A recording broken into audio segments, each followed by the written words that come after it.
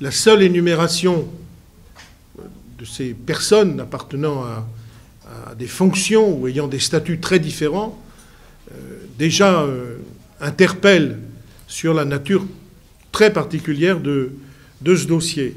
Celui-ci, ce dossier est né dans des conditions quand même pour le moins assez étonnantes, et notamment les conditions dans lesquelles a été arrêté le sénateur Oudada, puisque pendant une semaine, on ne savait pas très bien où il était, pour ensuite avoir été mis en garde à vue pendant près de 15 jours, puis ensuite avoir été inculpé et mis en détention, pose en effet une première série de questions.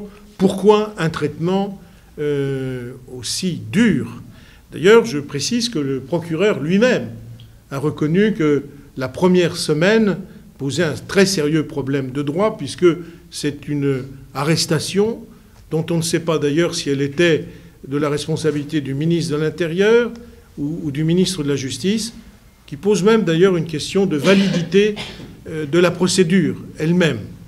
Ça fait près de 5-6 mois, 6 mois, pas loin, qu'il est détenu, que beaucoup d'entre vous, et donc d'ailleurs des sénateurs, madame la sénatrice vous-même, des journalistes, des syndicalistes, sont inculpés avec des mesures de contrôle judiciaire qui limitent leurs droits, qui limitent leur activité, une liberté de circulation qui est entravée, ce qui pose quand même de très sérieux problèmes.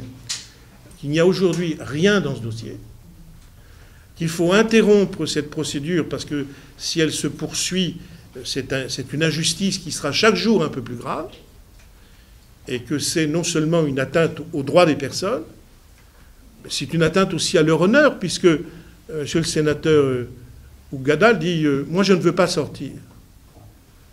Je n'ai jamais vu ça dans ma vie, hein. D'ailleurs, une personne qui est en détention dit « je ne veux pas sortir parce que c'est mon honneur avant ma liberté ». Vous voyez, voilà.